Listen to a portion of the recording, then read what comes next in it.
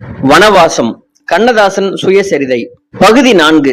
இதற்கு முந்தைய பகுதிகளை RS ராஜா டாக்கீஸ் என்ற இந்த சேனலின் பிளேலிஸ்டில் வனவாசம் என்ற தலைப்பின் கீழ் காணலாம்.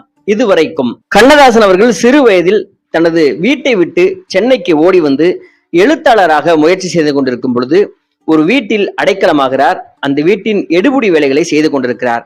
அப்பொழுது மெரினா பீச்சில் அவருக்கு ஒரு தோழி கிடைக்கிறாள். ஒவ்வொரு வாரம் ஞாயிற்றுக்கிழமையும் அந்த தோழியை இவர் சந்தித்து பழகி வருகின்றனர். தொடர்கிறது. அஜாக்ஸ் கம்பெனியின் தலைமை நிலையம் சென்னையில் இருந்தது. அதன் உரிமையாளரும் சென்னையிலேயே இருந்தார். வாரம் சென்னைக்கு வரும் எழுத்தாளனாகிய நான் அவரை போய் பார்ப்பேன். பார்க்கும் போதெல்லாம் என்னை சென்னை அலுவலகத்திற்கு மாற்றிக்கொள்ளும்படி கேட்பேன். சென்னையின் இனிய சூழ்நிலையிலேயே தினமும் வாழ்க்கை நடத்த நான் விரும்பினேன். நான் வாரம் தன்னை சந்திப்பதை தொல்லையாக கருதினார் அந்த உரிமையாளர். 3வது ஞாயிற்று